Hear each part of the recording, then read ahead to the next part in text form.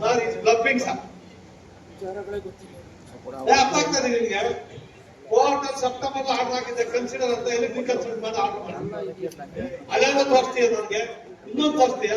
Don't waste my time, you are provoking me. ನಾನು dictate ಮಾಡ್ತೀನಿ.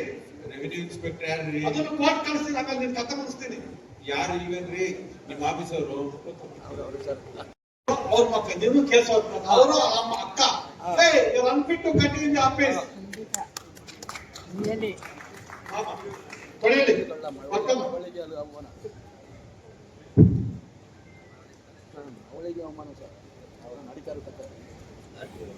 The petitioner already approached the court in WP 24/9/7/2025.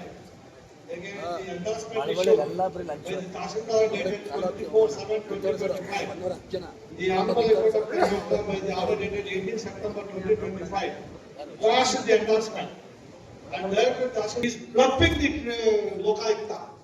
Tahsildar ಸರಿಯಾಗಿ ಕೆಲಸ ಮಾಡ್ತಾ ಇಲ್ಲ.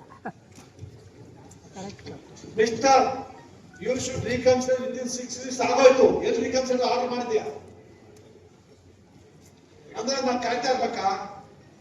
ಮಾನವತೆ ಇದೆ ನಿಮ್ಗೆ. ಇನ್ನು ಯಾವ ತಹಸೀಲ್ದಾರ್ ಮಾಡ್ತೀನಿ? ಅವ್ನು ಬರ್ಕೋಬೇಕು ತಲೆಗೆ. ಆರ್ಡರ್ ಕೊಟ್ಟಿದ್ರೆ ಮಾಡಿದೀನಿ ಸರ್, ಇದೆ ಸರ್, ನಿಮ್ಮ ಮನೆಗೆ ಬರಲ್ಲ. ಯಾಕೆ ತಹಸೀಲ್ದಾರ್ ಕೆಲಸ ಮಾಡ್ತಿದ್ದೀನಿ? Is not showing